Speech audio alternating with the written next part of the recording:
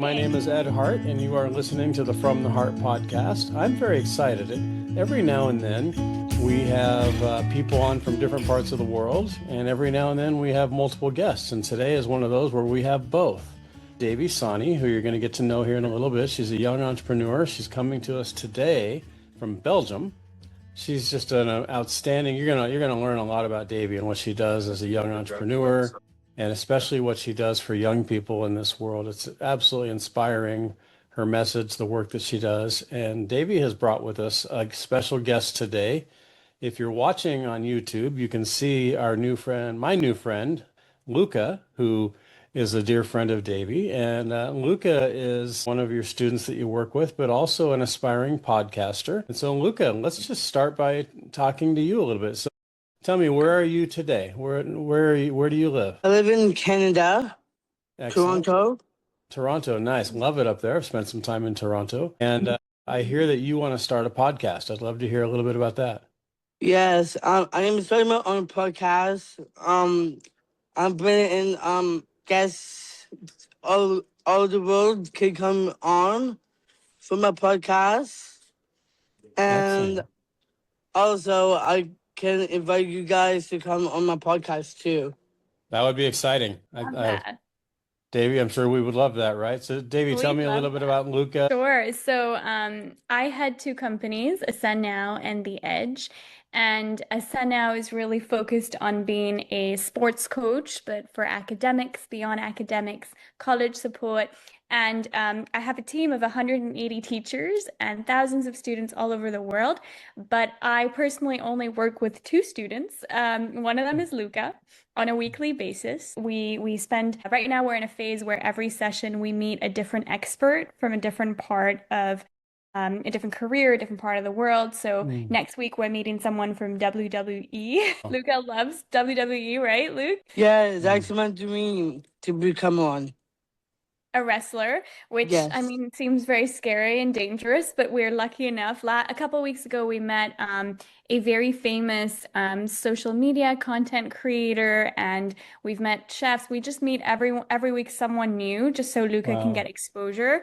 Luca's also working on his YouTube channel where he teaches all sorts of cool things from recipes to pranks. And I've been working with Luca, I think Luca, for like a year, but like we've known each other for a long time. He works with a lot of people on my team, but for about a year we've been working together. And it's always the highlight of my week because, and many people think I'm Luca's teacher, but Luca teaches me a lot about how to be positive. I've never seen him be negative about anything. And he teaches me how to just go with my gut. A couple of weeks ago, I was on a call and it was so boring. And I asked Luca, what should I do? And Luca's like, if you don't want to join the call and it's not helpful, don't join it. I was like, that is so smart. I don't know Pretty good why. wisdom, right? Absolutely. So, Yeah, I've learned from working with teachers and instructors and coaches and consultants that I think one of the best things that great teachers have in common is they all will start by saying, I learned so much from my students. And I think that's huge that you mentioned that because that's why we're here. I mean, we're not only here to teach other people, but I think we're even more here to learn from other people. And I think that, understanding that there's so much more wisdom out there, we all have something to teach each other. So, Luca, what would you say that you've learned from Davy and the work that you've done with her over the last year? When you think about what she's taught you, what comes to mind? First I'm gonna say this. She is one of my favorite teacher. Awesome. Yes. One thing I learned from her, that we are working on social media for LinkedIn. Mhm. So I'm starting my own LinkedIn there. Excellent. And the other thing I'm learning about how Devi is so wonderful. What has she taught you about you, and what have you learned about your potential through working with her? Well, I learned about one thing I learned about myself about it. I do like sushi a lot. It's one of my favorite foods. Nice. Luca, Okay. tell Ed about college. Tell him about how you went to college all of a sudden. How did that happen? Okay, so I started last September. I was feeling nervous, feeling anxious, but the time goes by, Hmm. it's getting better and better Hmm. each time. What kind of classes are you taking? So, I'm taking CICE classes. That's what And I'm Luca, taking. tell Ed about the prank you did for me last week, which was Right? I want to hear really about these Oh. pranks. mean prank. So last week I decided to play a prank saying that I got suspended from school. But I did not because I made it to the dean's list. That's awesome. Yeah, you don't strike me as someone who would get suspended. I'm not surprised at all Yes. that you're on the dean's list. That's excellent. So when Luca does something, he gives his whole heart to it. He Yeah. doesn't do things just to do things. He does it fully. Now he's really into fitness and lifting. And so he shows me the videos of him lifting his muscles. Nice. Look at that muscle. For those watching, he's flexing for us. Looking good, buddy. That's awesome. How did the Yeah. two of you meet? And that's a So, question I have for how you meet your students because you're all over the world. Obviously, social yeah. media and LinkedIn and other platforms like that, I'm sure play a big part in it, like how you and I met. But how did you meet Luca and those that you work with, Davey? So I would say the majority of the students that work with us at SNL have reached out to us through word of mouth, happy families, talking to happy families. Yeah. A lot of our students know each other and they tell other students, and we've grown that way. Luca is interesting because I've known him since he's really little. We are generational, very close family friends. I would say family. So Luca's grandmother and my dad grew up together in Myanmar. And Luca's mom, Simi, is one of my favorite people on earth. And so we just connected, and Luca's sister was a student of ours who's now in university. She's doing amazing. She has her own podcast talking about reality TV. So I mean, above all, like, my passion is to make kids feel that they can do anything Oh, and that's that age great. is just a number. And so Luca, for example, is writing a book and he's going to get it published soon. He has a YouTube channel now. He's going to do a podcast. Like, the world is like open and he can do anything he wants. And that's the mindset I want all our students to believe. Not all our students are as positive as Luca. A lot of them are not as confident either. So we have to work on those. But I've always been focused on like that deep transformation and that it's possible. Just a year ago, we didn't even apply to college, and now Luca's living on his own. He has Mm. flatmates, he's on the dean's list. And like, Luca, you didn't even transition, right, buddy? Like, you just went in. Yes. I just went and they accepted me after the interview that I had in Fleming. Luca, what advice do you have for other kids your age who are having doubts, but you know they have great potential? When you talk to other kids or other people in general, what advice and wisdom do you have that you like to share with them? My advice is, let's say if you get bullied, then stand up for yourself. It's just one example. Yeah. So if you're feeling if you're feeling upset or anything, you can come talk to me. Hmm. How do Like, people find you? How do people reach you, Luca? they can call me or text me. Okay. I'll get your number and we'll put it in the show notes from this podcast. So when people listen, if there are young people or old people, I'm 61 and I've known you for 8 minutes and I already know I want to reach out to you and ask you some questions and Yes, learn from you. That's fantastic. yes, I am actually 19 right now, but in March I'm gonna be 20. Nice. What day in March? March 30th. All right. My birthday's April 7th. So I'm right after you. Very cool. All right. Well, we'll have to wish you a happy birthday. When that time comes, I'll get your information and make sure that I reach out to you for your birthday. So you're 19 years old. You're on the dean's list. Talk for a minute to another 19-year-old right now who maybe doesn't have the confidence that you have. And you talk about bullying. If you're being bullied, stand up for yourself. What about somebody who just maybe they don't have the same opportunities or they don't think they have the same opportunities? What wisdom would you share with them? Just be yourself. You can talk to anyone, but most probably me. Nice, right on. So you hear that anybody, whether you're 19 or 99 and you're having issues with confidence or don't believe in your own potential, obviously the work that Davey does, and we're going to dive into a deep conversation with her here now in a couple of minutes. But Luca, you heard it from Luca. He is willing to mentor you, to coach you. And I think that's the great thing, Davey, about the work that you do. You're coaching young people not only on what they can do, but now turning them into coaches as well. Sounds No, like absolutely. if Luca is an example of the work that you do, then everyone listening to this or watching this needs to really learn more about you. And I'm excited to have this conversation and let people hear about the work that you do. Luca, tell me before we let you go, tell me about your podcast. How did you first get excited and interested in starting a podcast? And tell us a little bit about what you hope it becomes. So my mom told me that I'm starting a podcast. So they gave me one clue. It was a golden microphone statue. Yeah, And then I'm gonna start it, but I haven't started yet. I'm going to start it this weekend for the first time. I'm going to be my first guest. Please come and watch it. definitely. Um, oh, I'm so excited to start my own podcast because it's my dream to start a podcast, and I'm so happy I'm doing this. I'm happy you're doing it too. So I've had my podcast. This is episode, I think, number 156 of the From the Heart podcast.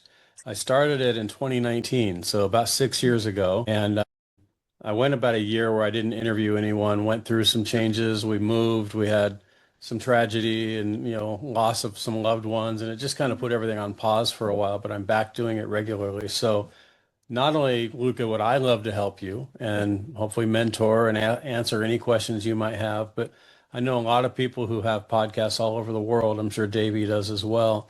So what I tell the young people that I work with is if you want to become a podcaster or a doctor or a teacher or a WWE wrestler, the best thing to do is to go talk to people who are doing it and they Mm, can tell you their story. They can share with you how they got there. So I would encourage you, and you're probably already doing it, but I would encourage you, Luca, to talk to me and talk to others who have podcasts. And I know for sure a lot of the women and the men around the world that I know that have podcasts would love to talk to you and answer any questions you have. And certainly would be a thrill to be a guest on your podcast as well. That would be fantastic. I count me in. If I'm invited, I'm there.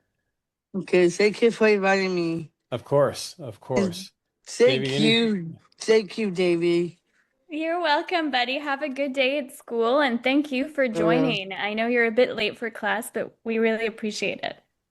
Thank you, Luca. yeah. We're going to talk again. I'm going to get all your contact information from Davey today before we're done, okay? And we'll make sure that Okay. everybody who listens and watches knows how to reach you and knows how to get a hold of you and watch and listen to your podcast as well. We're going to get you a worldwide audience. Everyone around the world is going to be listening to you pretty soon. So get ready. Okay. Your life's going to change, buddy. Get ready. Okay. I let my friends and my family know to watch it. Excellent. All right, bud. Luca, such a pleasure to meet you. Thank you so much for joining us today. You're welcome. Bye. Bye, Bye-bye. Luke. Bye. What a great young man he is. That's awesome. Well, if Luca's an example of the type of work that you do, I've got chills, Davey. This is excellent. Oh, Thank you for thank you. bringing him Thank you on. for allowing him to come in. I think sometimes you can talk about what you do, but then when you bring the people you work with, it's so different, right? You feel the impact. Oh, yeah. So I really appreciate you letting him in. Well, you gave me some ideas too. Just the fact that you did that now, it's like I have this whole one of my favorite things about doing a podcast is obviously learning about people and getting a chance to sit down with people from all over the world, like you, but also getting new ideas. And I love the idea of having someone I invite as a guest and invite a guest as well. Who would you Yeah. like to? I think that's going to be a fun little pattern when I talk to people from now Yes, on. that's a good Hey, is there idea. anybody you'd like to bring in for a couple of minutes? It's an example of the work that you do. I think that's a really unique angle. So thank you. Mm, You've taught me. See, we all teach each other. It doesn't matter, like I said, your age yeah. or where you are or what have you. We all are here to teach each other and learn from each other. So, gosh, so many questions. So, talk to us about tell me about you first. We'll get into your companies, what you do, but you've been honored in prestigious awards like 30 Under 30 and by several great organizations around the world. I connect with a lot of you. I don't know, 20,000 or so connections on LinkedIn. I don't know what the number is, but every now and then I'll connect with someone and I'm just fascinated when I read their story and I start seeing what people are putting out there as content. Your story struck me because you're so accomplished in the things that you're doing. And I hate to say, and you're so young. That's not my point, really. I don't. It doesn't matter if you were my age or what, but just the things that you're accomplishing. How did you get started in knowing that teaching young people was such a passion for you? Yeah, it's a good question. I think it started, I certainly didn't think I would have been an entrepreneur. If you had asked me when I was Luca's age, I had no idea. I think I wanted to be a poet at the time. I recently started writing again, but not poetry fiction. But I think for me, it's always been about impact, right? Like how do you marry what you do, your passion with your work? And I feel so blessed. I really feel so lucky that I get to wake up in the morning and I don't have to do this, but I want to do it. Mm. Certainly the first few years when I started Ascend Now were a struggle because I didn't have money, I didn't have investors. I started the business from scratch, didn't even know the market, didn't know, Singapore very well at all. But it was such a blessing that I got to work with families and kids directly. And although today I do very little of that, unfortunately, only work with two students, Yeah. it's so the highlight of my day. Like, I don't believe I have so many strengths, but I think one strength I do have is when I meet a student, I'm able to really tell within that 3 minute, 5 minute conversation what makes them tick and what they can do to explore their talents further. Because I do believe that every child is unique and I do believe in transformations. And so I always tell parents, like, don't give up on your kid. No. I was the one that, was asked to repeat the year in eighth grade. And I was the one that was an academic and was distracted and had ADHD. I was that student, and I seem to have done okay, or at least I'm Right. happy with where I am. And so I want that for everyone. And so my second business, The Edge, targets that on a school level or a government institutional level, whereas my first business really targets it on an individual level. So yeah, I think I'm inspired by kids. Ed, I think I love what you said. You said you learned from Luca, right? I learn from my kids every single day. Yeah. I just there's so much knowledge and pearls of wisdom and the terminology teacher and student sometimes annoys me because who says a teacher is not a student and a student's not a teacher? We learn from each other, and the only person that I think is intelligent enough to recognize that are the ones that like continue growing, right? I would hate to be one of those people that says like, I know everything and I've stopped learning. Like Right. that's, I see learning in everything. And like, a strange example of my masseuse, she teaches me so much. Like when she's massaging me, she teaches me about life and like as she just Hmm. talks about things, and I'm like, huh, I never thought of it that way. So Yeah. I guess I'm very curious. I'm very open-minded. Yeah, I think education for me, I don't know what else I could do and be good at, to be Right. honest. Well, there's a phrase I'm sure you've heard and maybe said that when the student is ready, the teacher will appear. And it's Mm, one of my favorite quotes. And I like taking quotes like that one that I'm going to share the opposite of in a second and twisting them around. And, when the student is ready, the teacher will appear. But I firmly believe that when the teacher is ready, the student will appear. And so mm, you've prepared yourself to teach kids, to teach other people, to teach me. I mean, like I said, I'm 61 years old and already in the short time that we've known each other prior to this call, but also even this time this morning, you're teaching me. So I think that it's definitely a two-way relationship, kind of like, you talked about how Luca has taught you a lot. You're certainly mentoring and teaching him. Do you have a process you go through? You mentioned that in the first 3 to 5 minutes, you can really learn about a student. What does that process look like so that you can so quickly gauge the readiness of that student for you? We have like we have two processes. One is like we have a psychometric assessment in the company that can, for every student, that can tell like what skills they're feeling strong about, what kind of majors they should study, what kind of career paths. That's more the textbook answer. The gut answer Mhm. is feel it, like I can Yeah. sense it. A year and a half ago, Luca wasn't this confident. He wasn't, ready to go to college. In fact, I think his high school principal said he won't make it. He won't Wow. get into college. There were a lot of, you're not good enough. You're not going to make it. You're not going to be able to live alone.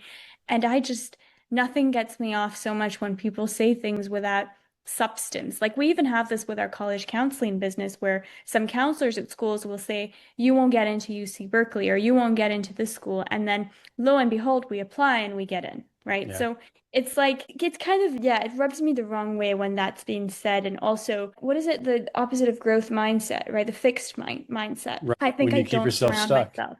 Yeah, I don't surround myself deliberately with people with a fixed mindset because it's totally the opposite of how I live my life and how I want our students to feel about their potential. I mean, ultimately, the best knowledge of all is also self-knowledge, right? Like knowing Yeah. what makes you tick, what you're excited about. And I have so many friends, Ed, that are my age, like that are not happy at their jobs. They have no idea what their strengths are.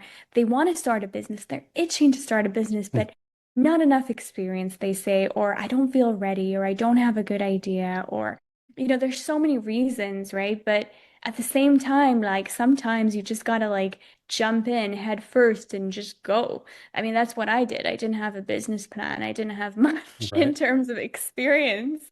I Yeah. had Goldman Sachs under my belt, I suppose, which certainly helped from you know, you can tutor my child because you worked at Goldman Sachs, but frankly, I wouldn't put that as experience, right, in an educational setting, right? But I do think sometimes you need to take an impulsive decision and you need to listen to your gut and you need to listen to what's going to make you happy, what job's going to make you not look at the clock all day. But then equally, a lot of people in my generation just don't want to work. They want a 9 to 5 or even a 9 to 3 and then keep their life free to do other things. And that's okay too. I Sure. think there's a balance, right? But I think those people, in fact, although they're often overlooked as lazy, I think they're kind of smart because they know what they want. They know what they want their week to look like. They know what they need. And so I think that's good enough too. For me, it's not a road that I would choose just because I'm so inspired by my day to day and what I do. Yeah, that's that the limitations and the doubt that we place on ourselves are bigger, I think, than what anybody can put on us. Certainly, there are teachers and others, to Luca's point that you mentioned, who say, "Oh, you can't do it. You won't accomplish this. You won't get into college. You won't live on your own." And obviously, we tend to believe, especially what people older and quote unquote wiser than us might say. But at the end of the day, it really comes down to what we believe about ourselves. And it sounds Yeah. like that's what you believe. So talk about that in you. When did you have no limits, obviously, and I think you know that about yourself based on what you've accomplished at your age so far in your life. When and how did that belief in yourself begin to really blossom within you? Then you thought, you Mm. know what? I can go work at Goldman Sachs. I can go get an advanced degree. I can. And not only can I can teach others to do it as well. And that's the gift. The gift is knowing that you can do it, but the greater gift is knowing that you can help others accomplish that. But first, with Mm. you, when did you first start recognizing I have no boundaries? That's such a good question. Maybe it stems from like the transformation in high school, from like going to like in eighth grade saying, hey, you might need to repeat the year because your grades are so bad, to, high school, switching my mindset, studying hard, working hard. I was certainly not the kid that grades came easy to. I was not that kid. I had to sit down, study, put the hours in, put the work, the reps in. And then, a couple years later, when I graduated valedictorian, Hmm. it was like this thing. I remember the call. They called my house. I'm actually in the house that I grew up in right now, and they called. We had a home phone. I guess we don't have home Right? And phones who has that anymore? Yeah. anymore. I don't think I even have a Um, jack in my office that I could plug a home phone into if I had one. Totally. So we had a home phone right behind the desk there, and the home phone rang, and it was the principal, and I don't even remember what he said because I blanked out, but he said, "Just want to let you know that you have to prepare for the valedictorian speech," and I was like, "What?" Like, and Hmm. then I told my mom and dad, and they were like, "What?" Like, we were all shocked, right? Just 4 years And so later, right? it Wow. was it was that maybe it was that maybe it was like this intrinsic need to prove to myself. I didn't grow up in a household where my parents were strict about grades. They often really never even asked. They cared about character, they cared about integrity and discipline and messiness and all of that, but they didn't really care about grades. And so it was coming from myself, right? It wasn't coming from anyone else. And I think it started with that transformation, but then at the same time, I don't think I think for me, there was no downside to being super ambitious. Not really. Like, what's the downside is you don't get what you want, but then that's a blessing because then you learn from it, right? So I don't think there's, I sit on a board and actually it's called Duke's Education, and the founder did a speech about this recently, and it reminded me of this question you were asking me, which is like, is there a cost to being too ambitious? And I guess there is in some, in some respects, but from a principal standpoint, not really, right? You either make it to X or to Y or to Z, right? So I've always been wanting to chase that impact and that level. And I'm always like that. And that's sometimes bad, right? Because you always want to be better, whether it's like your running pace or your I don't Yeah. know, your skin the way it looks that day, or your diet or your vitamins or whatever it is. And so equally, I have to be more balanced about that. And that perfectionism in me and that ADHD sometimes is really hard because you expect so much from yourself, and I'm working on that part of my life. It used to be even worse. Now I think it's gradually getting better. For me, if life doesn't have improvement, it doesn't have meaning. And that's really how I view life, right? Like Yeah. it needs to go a certain direction. So there's nothing that like demotivates me more than lack of improvement. Yeah. Did you set a goal to become valedictorian, or did you just set a goal to get great grades and that just happened? Honestly, no. I didn't even know what it meant. But I will tell you, Ed, the year before I was announced valedictorian, an extremely smart girl in my class left Belgium and she moved to So Australia. open that slot for you, right? I mean, yeah, I would say so. And I heard that it was extremely close. Like I was told, I don't know why, one of my math teachers told me one day, she's like, I just want to let you know the valedictorian stats were very close. So I don't know what that means, but maybe there was someone else. Anyway, it wasn't really about the valedictorian like Yeah. title. It was more so that I could prove to myself that whatever you do or you want, go get it. Like it's not going to fall in your face. You have to work for it. And I'm a big believer in grit and hard work. And I'm a big believer that luck's not always on your side. You have to put in the work for what you want. So that's kind of how I lived the first few li years of Ascend now. I didn't really do much. I just worked and Yeah. built That's the business. excellent. Now I Yeah. have a work-life balance and all of that, thankfully. But back then I didn't. There's a great lesson there because I think that oftentimes it's not the accomplishment, it's not the destination that becomes the goal, it's Mm. more the journey, it's more of the process of getting there. Can you talk about how your process of going from having to repeat eighth grade to then becoming valedictorian, what triggered in you that went from I'm not making the grades, I got to repeat eighth grade to, you know what, and my parents aren't the ones saying you've got to get straight A's, obviously, and I love that. I love that integrity and becoming a great human being were the values that they instilled in you, and I can see that in you. So where did that come from? You weren't having parents pushing it Mm, down your throat. Don't. I mean, some people, okay, I had to repeat eighth grade. I'm going to get C's. C's get degrees, as they say. I'm going to just do what I can do to get through that's a and good move one, on into yeah. my career.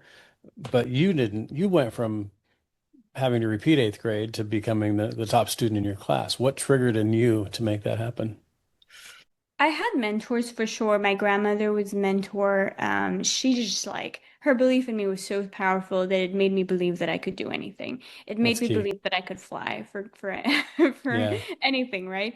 But I think in eighth grade, all like they asked me to repeat because I was really slow, but they said you're gonna have to work hard if you don't repeat. So I didn't end up repeating. I ended up going in high school, and I remember just being kind of embarrassed by that because in eighth grade, I wasn't performing academically, not because I wasn't smart, but because I didn't care. I was disinterested. I Yeah. couldn't care less about the content.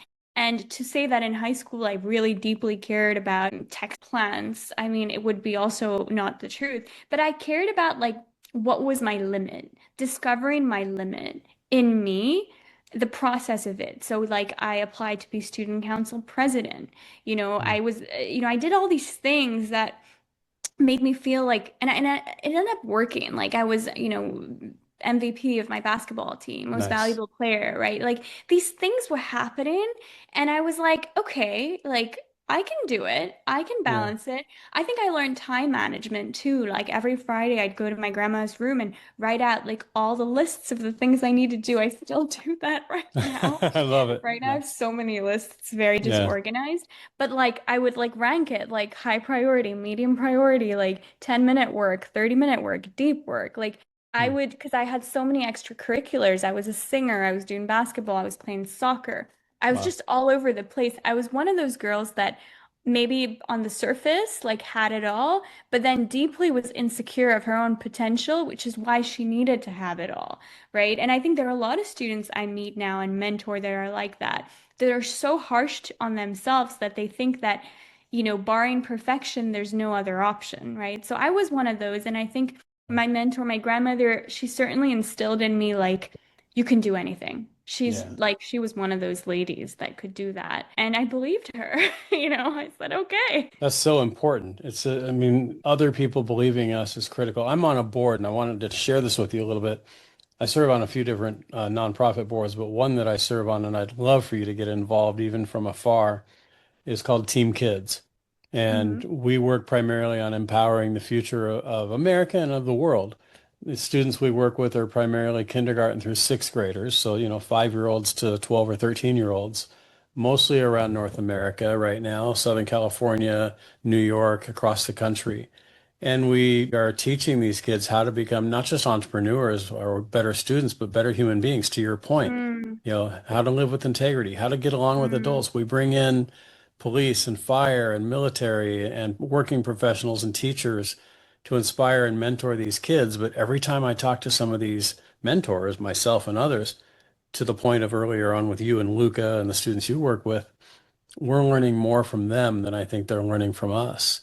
And mm, so Team Kids, we're in the middle of a campaign right now to raise money. We always are as a nonprofit, you're always raising money, but the idea behind it is how can we teach these kids to believe in themselves and to have that confidence that they can accomplish? Because many of these kids we work with are first generation, not just maybe going on to become first generation high school or college students, but they might be first generation kids in fifth grade. There's a lot of these kids that come from homes where education not only isn't a priority, but maybe can't be a priority because these kids have to work mm. so young to support their families.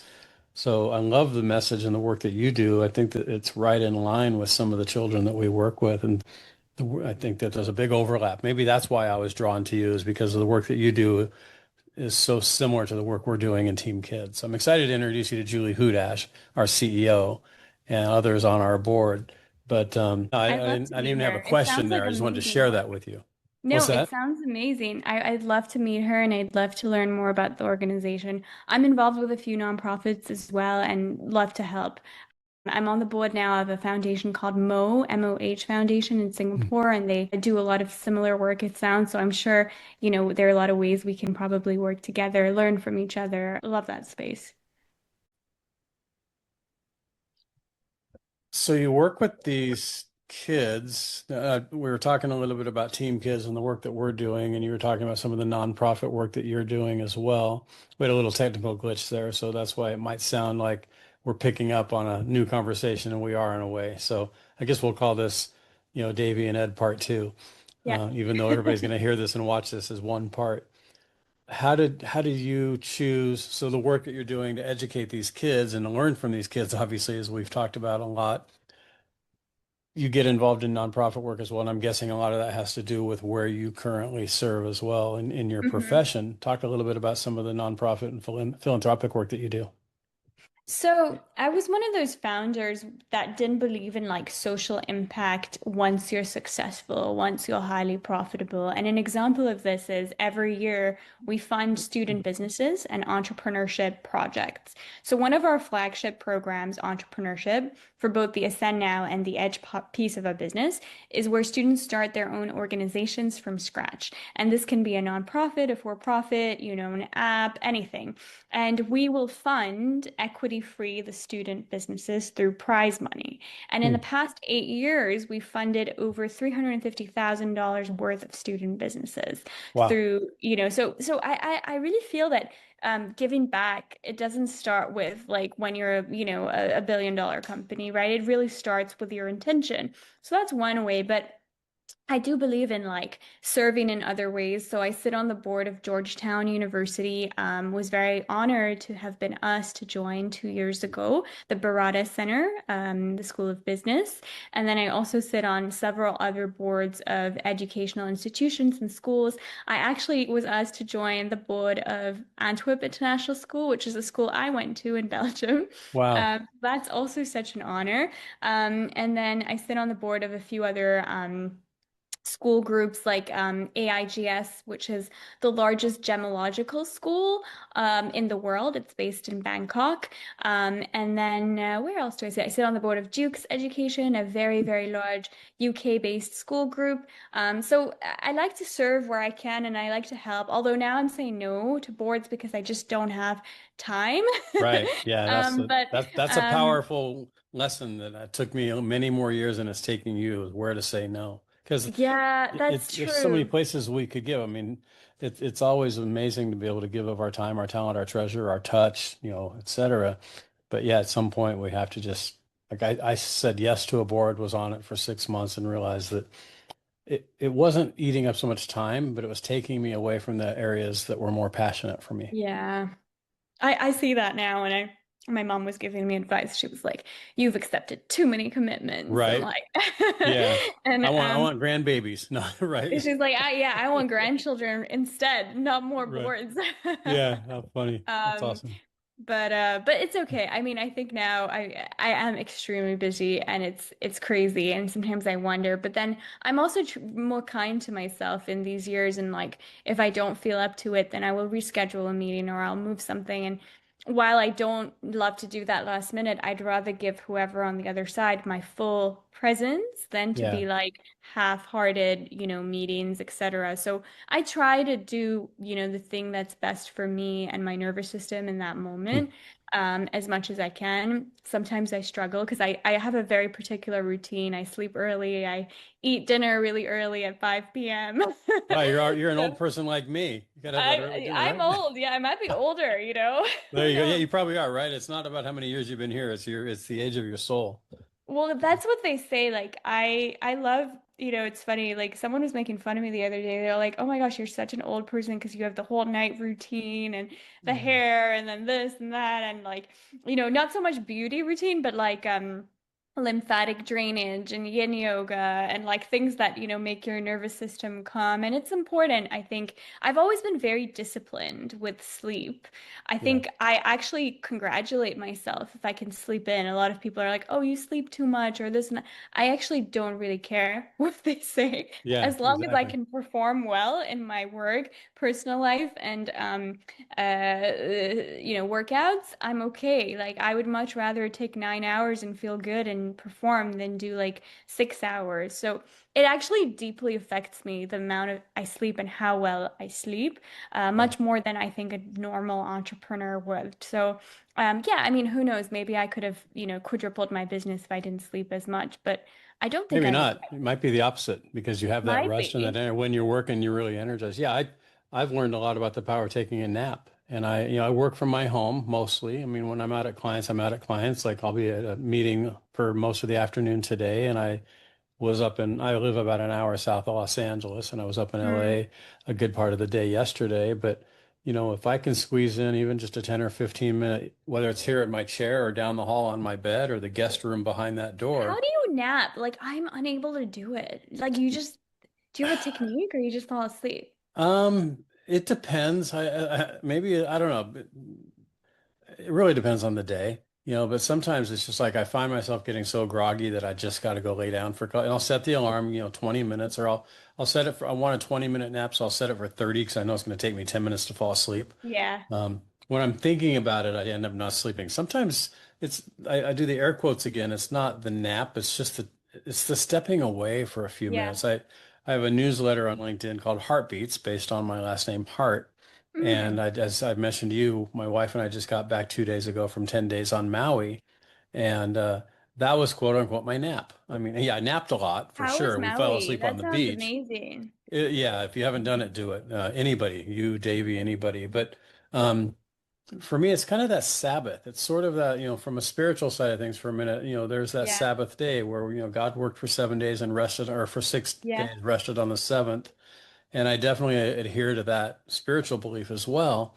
And sometimes I can't take the Sabbath on a Saturday or a Sunday. Sometimes I take it on a Wednesday. I'll just tell my wife, hey, I'm taking the day off tomorrow. Let's go to the beach, or let's just, I love that. turn it off for a minute. And then I might work on a Sunday because that's Yeah. when sometimes the best creative work I can do is when Yeah. I don't have clients reaching out and I'm not sending text messages and emails to people. I'm just catching up on things. But no, I think It's it's really funny you important. mention the Sabbath thing because I've been incorporating like Shabbat in my weekends in a Mm, way. yeah, I'm not Jewish, but I have a lot of amazing Jewish friends, right. and Same here. um, I try to switch off my phone on Sundays for sure, half of Yeah. Saturdays too, and so no one can reach me because I think this whole idea of notifications, like our nervous system is not designed for this. One pop here, one pop there, like a Slack here, an email here, WhatsApp here, ping ping. It's too much. Like It's it's distracting, and I'm guilty of it. Yeah, I have a good friend who they do as a family. I think he has 5 kids, and they do one day a weekend. They do a technology fast. They just turn off the oh, phones and good. they just bond together as a family. They do family things. They do individual things as well. Yeah. And I admire that, and I wish I could do that. I mean, I really could because now, we've raised our kids, we have grandkids. How old are your kids? So my kids, I have 2 boys that are 40 and 38 Okay. and daughters that are 35 and 34, and they all, 3 of the 4 have kids. So we Wow. have a bunch of grandkids now. And Yeah. so, on weekends I'm at soccer and baseball and things for some of the Oh. grandkids. And so yeah, there really isn't a day. I mean, this is an excuse. I say there's not a day where I could just turn off the phone, and I'm proud of myself when I don't walk down the hall on a Sunday or a Saturday and turn on the computer and do work in here in my Yeah. office. And there are days when it's like, my wife's doing her thing and we're just the 2 of us here now in the house. And it would be really easy to just, well, she's doing whatever she's doing. I'm going to go down the hall and work. There are days when I just won't do it, and it's hard, but it's like, no, I set the goal that I'm not going to go down the hall. I'm not going into the office. I'm Hmm. going to read, or I'm going to go on a bike ride, or I'm going to go over to the pool and swim or something, Hmm. instead. And I'm proud of myself when I do those things. Or I'm going to take a nap. I mean, Yeah. I don't look at a nap or sleep as weakness. To your point, if I need 9 hours, I need 9 hours. I mean, last night I got 5, but I know I'll squeeze in a nap at some point today. So, and Hmm. if not, I'll go to It, bed early. I'll make up for it, I guess is what I'm saying. So, yeah, it's interesting. I think people often feel guilty about that, or like sometimes like some of my friends that have kids, like the mom shame, the dad shame, the guilt of not working. And I grew up around workaholics in a way. Like my parents work extremely hard, and they yeah. always have. And so I have been conditioned to work always. And they're in an industry where you have to be all on your phone all the time. You have to be checking in. And I was talking to a friend yesterday. I was like, my brother, he's like always on the phone. He's Hmm. always on the phone. And my friend was telling me, he's like, but that's the nature of the diamond industry because you get a phone call from Bangkok or India or New York. Yeah. It's kind of like trading, right? I was like, geez, that's like really hard, right? Because you're kind of glued to the next ping, right? And that's a conscious thing that I don't want to be ever part of an industry that you are glued to technology. I just Yeah. don't think it's healthy. But at the same time, Ed, I sound like a hypocrite saying this because our Ascend Now business, like we haven't met the students we've worked with ever. A lot of them, like thousands of students, we've never physically met. And because of tech, it has amplified mentorship, connections, Sure. academic formations. So it's like, it's such a paradox, Right. technology that opens everything. Like you and I met on tech, You're in Belgium right and on I'm in LinkedIn. Southern California, and it's as if we're in the next room together or the same And room. I've met so many people on LinkedIn Yeah. that, become friends or, business partners or clients or whatever it is. And it's all because of tech. So it's actually really, really a huge paradox, isn't it? Because we It use it when we is. want, we don't when we don't, Yeah. right? But the one of the things that hits me about technology too, and I'm guilty of this, and some of my friends who are going to be listening to this are going to laugh when they hear me say this, but if I get a text message or an email, number one, I sort of have this. I've never thought of myself as ADHD or obsessive compulsive. Maybe people who know me are going to laugh and say, you never saw yourself that way, because maybe they do. But like if I see a little one next to the icon with the text or the email, I have to look at it. I Oh, can't have interesting. like the numbers next to the apps on my phone. If I have I have a wine app and I have a sports app, and if there's a number on there, I have to click and see what that message is. Not that the message fascinates me, and it does, but it's just something about having all those numbers on that app. It's just like, oh, Hmm, I gotta close that out. So, um, but we set expectations when we respond so quickly all the time. People then get to the point true. where they expect that response right away. And in having a business like you do and like I do, we don't want our clients to have to wait. But it is Yeah, important that I mean, I respect people that take time to get back to me because I know that they're living life or hopefully yeah. prioritizing rest or prioritizing family or things away from work. But to that That's paradox, to your true. point, everybody, we want to be able to respond right away. So yeah, it's definitely something we need to learn. I grew up when I was your age. When I was your age, I sound so old. We didn't have cell phones with apps and instant, to your point about the landline earlier, if I Yeah. wanted to ask a girl out or I wanted to call a friend to do something, I had to go to the landline that was plugged into the wall and stand 5 feet away from the phone at most, because that's how far the cord. And then we got cordless phones, which was great. But, Yeah. yeah, it's very different. I did a post about like communication a couple months ago, and it's really just about that. It's like there are infinite amount of apps where you can communicate, and yet people don't feel like heard a lot of Or the time, connected. right? Or connected Yeah. and lonely. Like I was talking to a friend last night, and he was telling me, he said, Davy, it's so odd. I go to work and I exercise, and I have no desire to connect with people. Hmm. And I was like, Mm. really? He's like, I'm just in this phase. Like, I don't want to meet people. I don't want to go out. I said, oh, interesting. Like, I suppose I understand that sometimes because I'm introverted, but people Hmm. don't think I'm introverted. And 2 weeks ago, I was at a conference in London, and some of the the conference members woke up at 6:30 to go for a run. I somehow got roped into it. Hmm. And I woke up too, and I had to go for this run. And it was like with six men who look extremely fit. And I thought, Jesus, I'm dead. And it's going to be so embarrassing if I have to drop out. So, anyway, we started running, and I had my headphones and everything, and we were going, and it was okay. It was relatively fast. I'm a slow runner, but I run distance. Yeah. And so we were running, and then the person next to me, who's now like, we've bonded over this, but he like kept chatting while he was on the run to me. And I'm like, I just I don't just feel like want to, talking yeah. at 6:30 in the morning. Hmm. I'm Right? not interested. And he kind of got the message after a while, but he's so sweet. And so after he like texted me, or he wrote to me, and he said, here's some songs, Spanish songs you can listen to, blah blah blah. And then we spoke later the next day at the conference, and he's like, Davy, are you secretly an introvert? I said, yes. How Secretly, did you right? know? I'm a And closet he's like, introvert. That's funny. I could tell. No one's ever said that to me before. So, Hmm. like, oh, very interesting. Yeah, that's interesting. I've done a lot of study on that, and I've, taken the Myers-Briggs, and I've done a lot of these assessments over the years and different types. But, when I talk to my students, I teach at a couple universities right now, and when I Hmm. talk to my students about the difference between an introvert and an extrovert, I always use that little litmus test of you're walking towards a beach, and on the right is a hammock with books between palm trees, and there's no people over there. And to the left is a party and lots of, drinking, and you can hear the glasses clanging and people laughing and partying. Which one are you drawn to? If you're drawn to the hammock and the books, chances are you're more introverted. If you're drawn to the party, chances are you're more extroverted. Now I want a little of both, but Which one my are you? wife, Are my you an wife will go to extrovert? the hammock, and then Okay. eventually maybe she may never want to join the party, and that's fine, or she might want to. I'll probably go to the party, but I'm always looking at the hammock going, man, that looks really good, because I need that. Goes back to that nap time or that Sabbath time Right. or that disconnecting time where I just need to not be around people. I'm a massive extrovert, but I need my time where I'm just not around people to recharge. What like is your wife an introvert? She Would you is. say? Oh, Yeah, interesting. she's become more extroverted in 33 years we've been together. We've known each other 40 plus years, but Wow. and she'll say that she's become more extroverted. But yeah, she's not like reclusive. She loves people and she thrives. She's going out with some friends, you know, tonight for dinner and tomorrow for lunch. And so she has these groups of friends that she loves to spend time with, but she's not going to walk into this big party. and feel real comfortable there. She won't feel uncomfortable by any stretch. She's Mm. great in a group, in a crowd.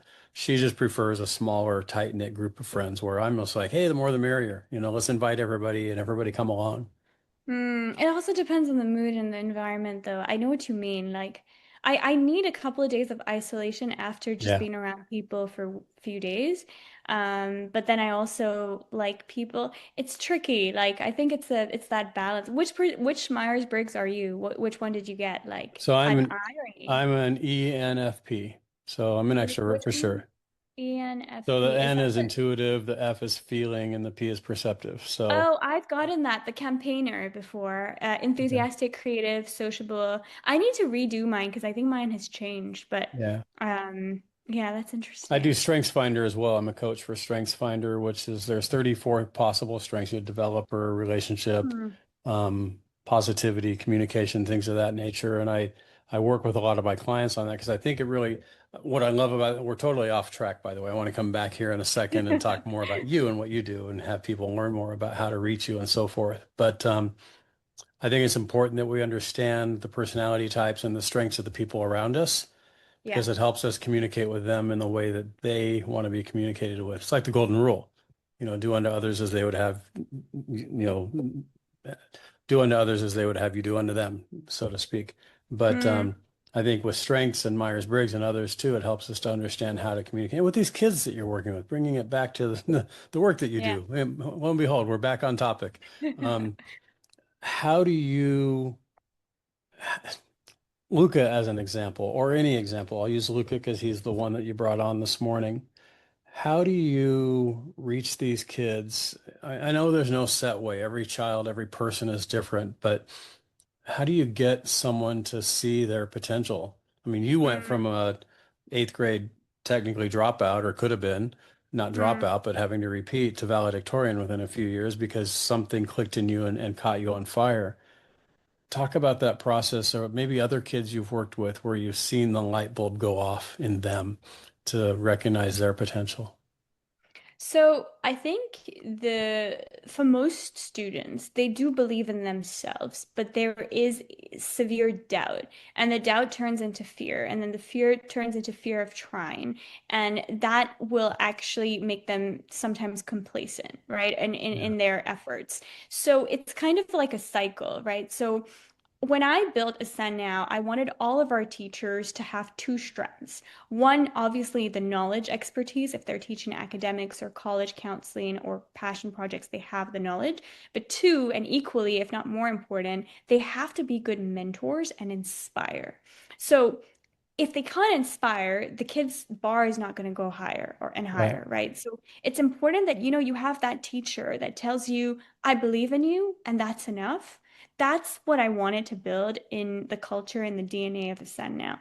So I have actually seen a lot of transformations in the past 8 years, and I continue to see it. Sometimes the transformations are not huge. It's from, let's say a B to an A, and sometimes it's from a you're not going to pass IB to a scholarship at a university. So Yeah. it can be drastic, it cannot be drastic, but ultimately, our process is understanding the student first, what their strengths are, what are they about, what do they care about, and our entrepreneurship program and our passion projects are great for that because kids get to explore in their entire interest and do what they want. So I have a 17-year-old Stefania who started a website called Meno Unite, which congregates information on hormone levels from different doctors about menopause, and she Hmm. has like 1,000 readers on her website every week. I have Wow. another 11-year-old who developed an app for older people to send groceries to each other and messages in Wow. Singapore. And I have an 8-year-old Antonia who just published a book on fantasy and she's made like $25,000. So it's like anything is possible if you believe it. But if your mentor tells you you can do it, you for sure can do it, plus, plus, right? Yeah. So this whole idea of a coach for life is actually super important. I have a life coach, Peter, who actually used to be a shareholder in my business and I bought him out and then I said, "Can I hire you to be a coach?" Nice. I And love it. he's that for me, right? And although I keep rescheduling my sessions because I've been really busy, I really after a call with him, I feel like I can do anything. I feel like I Yeah. got it. And so I don't think coaches, you have an age limit to this. Like I mentor a student who's well, actually, I said to you, I mentor only two students. That's a lie, three actually. I mentor a student who's a third year at Columbia, and like she, I'm her coach, but like again, equally, she teaches me a lot. But Right. I met her a few days ago, and her attitude was like, "I got this. I can handle anything." And Mm. last year it wasn't like that. So it was really cool to see, right? She just made a Yeah. sorority that's super hard to make in Columbia. She just got in, and she has an internship landed for this summer. Last summer, she interned at Azura Partners. And she's super talented, but she did not see who she is, what is, and her potential when I met her. Right. She always apologized and said, "Sorry, I didn't mean sorry." Like it was shy and nervous, and now that whole energy is gone. And so, yeah, I think that you need that, and I think that's what I am sometimes, and I see myself in her with my coach. So Mm. I think, that mentorship element is super important. And we were lucky. Like Ed, when I moved to Singapore to start the business, I was the tutor. I would go to home and tutor kids for one Mm. year. Then I moved the entire business online and I hired teachers from all over the world. Then COVID happened. We grew. Then school started reaching out to me and the business and the brand grew. And it kind of happened like that. It wasn't like a plan, like we're going to Yeah. grow 100% or 500% or whatever it is, right? It just sort of happened. And I think it happened because we had a good service, or we have a good service. I always tell my team, I'm like, you don't need to focus on growth. If you're doing the right thing, results will come. Yeah. You don't need to just focus on, and in education specifically, if you focus too much on growth, the quality will decline. We've seen this in so many ed tech Yeah. businesses, time and time again. And I think it's true. It's very hard to grow, 1,000% in ed tech without quality depleting somehow.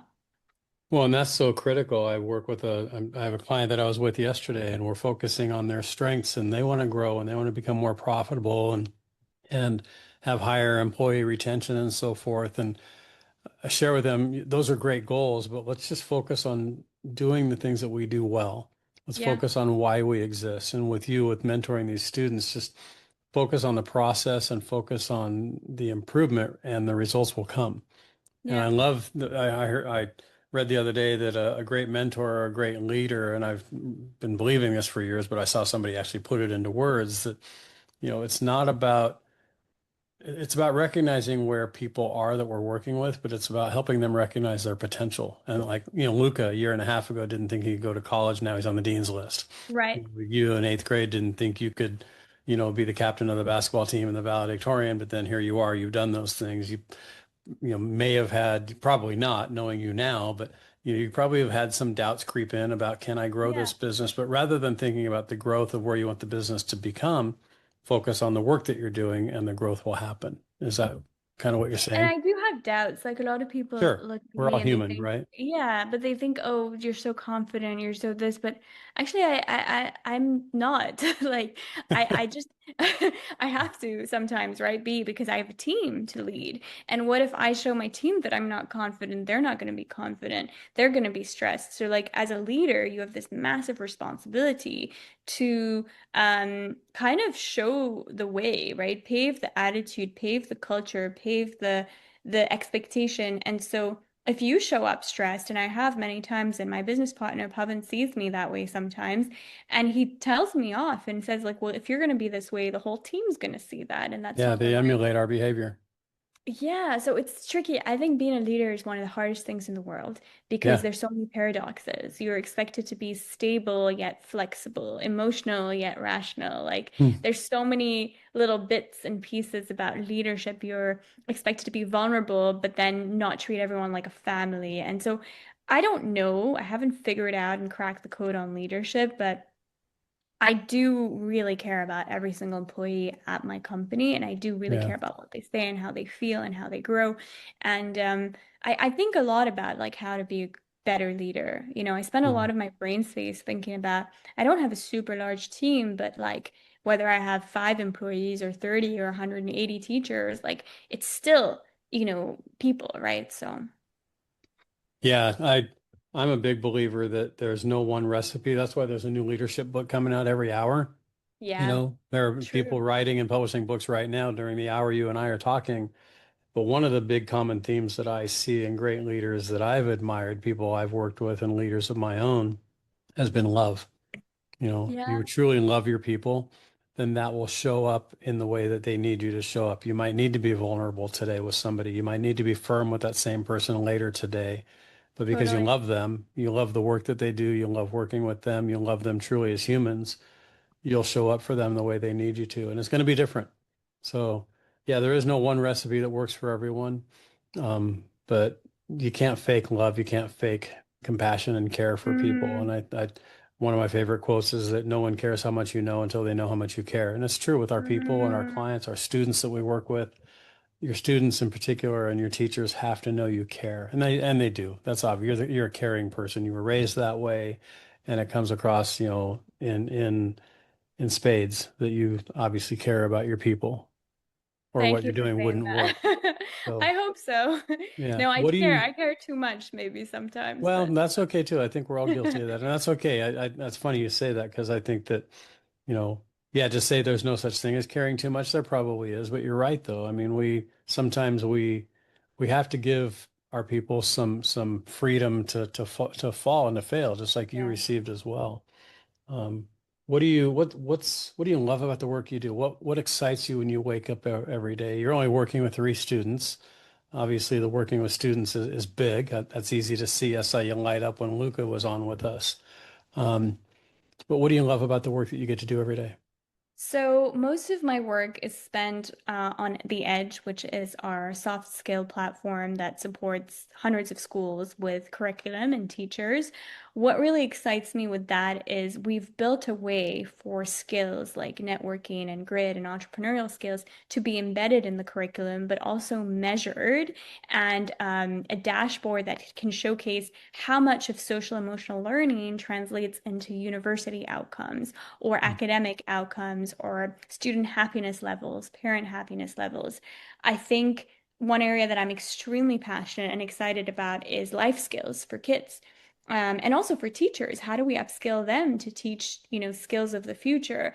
And we're doing a ton of research in this space. We've created a platform from scratch using the profits of our first business to help so many schools. And the product is young; it's only been out for a year, and yet I think we've been really excited by the traction we've gotten and how many schools are reaching out to us saying, hey, like we didn't know this existed. Can you support us? Right. Hmm. So that's really exciting for me. I like working on product too, like understanding what are new features we can build. How are we using AI? We're using AI a lot now to Yeah. support the growth of our platform. How do we, support schools and teachers to be just better and stronger and more sustainable, stronger levels of teacher retention. So I get excited by that. I also get excited by like the extra, stuff I do on a board level, my school at Georgetown, I care a lot about the Hmm. future of it, and it gave me so many opportunities. And Joe Barata, who's the co-head of Mhm. Blackstone Private Equity, he added me to the board a few years ago. And, he's so forward thinking in education, and he wants to support Georgetown to like greater and greater heights. And I share that vision with him. And so I'm always there, and I joke sometimes to him, I'm like, am I the hardest working board member? Are we not meant to like, but like Nice. I actually really care, and my dream was Georgetown, and I went, and Hmm. I reaped so many connections and benefits, and so I really want to pay that forward. Yeah. I really enjoy like doing public speaking engagements as well. I'm actually, as I'm talking to you, a Chinese school called me the other day and said, we'd like to fly you to Beijing to give a talk to our students, a workshop. I love working with students, and I do a lot of, speaking engagements and conferences where I speak about education. I like doing that, although because even though I don't know everything, I find that in each of those I learn so much, and each of Sure. them is like, I'm just learning more from people and getting feedback and I definitely want to improve my public speaking skills this year, and I'm actually thinking of hiring a coach as well to help me, understand how to speak and what to emphasize. And years and years ago, I actually met this lady in Singapore. She had her own podcast at the time, and actually, I'd love to connect you with her. She's just it reminded me to connect you to a lady called Manisha Tank. Okay. She is like the best public speaker I've ever met in my life. And I had only met her through the podcast, which was audio. And I Hmm. remember I did it at a coffee shop. How silly. It was 2017 or something. And there was so much background noise and I was so embarrassed. I kept having to like mute. Hmm. And I remember hearing her speak, and it was a podcast called Money FM. And she's just so eloquent when she speaks. Hmm. Like you can just, she sounds like a CNN, she used to be a CNN reporter, There you go. which Yeah. there we go. Right. Yeah. Yeah, so there are a lot of things I'm still excited to learn. And my best part of the day is also like my unwind, right? Like reading. I've been deliberately reducing screen time, TV. I'm a big TV watcher. I've always been, but I've been reducing it to like less than an hour a day, even less, Yeah. sometimes 20 minutes. And I read instead. So I've started reading a lot more, all fiction. And Yeah. Wow. it helps me sleep better too. I don't know. I don't know if you read. Do you read before you sleep, or do you watch TV or? I try to read more. I mean, we put the TV on, but I found myself when I read, I do sleep better. When I watch TV, Yeah, sometimes I don't. But TV is so easy. You just turn it on TV's and so it's easy and mindless it's and so you don't have good, to right? think. Like, yeah, and Yeah. like TV shows is so addicting. Yeah. When I'm in Belgium, I like watch a lot of thrillers with my mom, and Hmm. she's so into it. Like, she will not. Sometimes I invite her to my room to like talk, and she'd just be like, "No, let's watch TV." Yeah. Right. So, So, how do yeah. people reach you? So, I want to learn more. I'm a student. I'm a parent. I'm a school. I'm a business. I want to reach out to you. What's the best way to reach you? LinkedIn And is a great way. I check yeah. my LinkedIn a lot. I can pop my email in the description below the podcast, and the Edge website if you're a school or government, and the Okay. Ascend Now website if you're a family. And love to connect with people, for no reason, for a reason. I don't mind. I love to meet new people.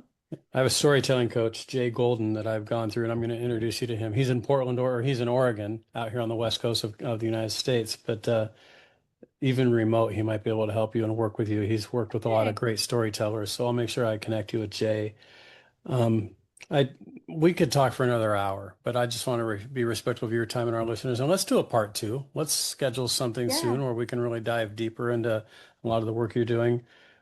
Tell me, I end my podcast with the same question all the time. I'll put all your contact information in the show notes, and people will be able to reach you. I feel like there's a lot of, places for us to pick up and move forward. My podcast is called From the Heart, and my last name is Hart. And so you just spent an hour telling us all the things that you love to do and your work and so forth. But if I were to ask you, Davey, what's in your heart, what would be the first thing that would come to mind for you? gosh, I instantly thought of food. Is that bad? Nice. I love it.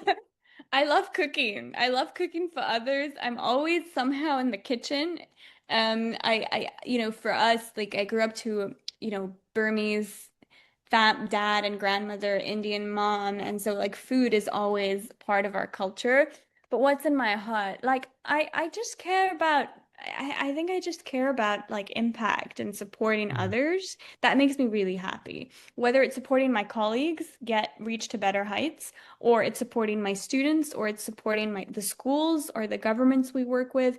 I deeply care about that and making something better, like improving something. Excellent. Well, I admire you, the work that you're doing, and I think we're going to hit that cutoff on this next call. I can't believe how fast these conversations are going with us today. Yeah, Let's do a long form interview soon where we can really dive into. I want to have you tell me everything about the Edge and about Ascend Now and talk with sure. more students. Bring in another student like Luca, and Okay, we'll share their stories as well. Send me his contact information so we can put it in the notes. Any projects or things that you're working on, I'll send you Jay's contact information, the storytelling coach. Um, yeah, I just feel like there's so many more places we can go in conversation. Any way that I can help you, how can others help you? What can we do to help support your business? I think if you're a family and you have kids that you feel need support academically, All over the university world? support. all over the world. We work with 45 countries and kids there. Feel free to reach out if you feel like your kid is not where they need to be and their potential is not matched, reach out. And if you're a school or a government that wants to improve your education system in your country, reach out. There's a lot of work we can do on both areas.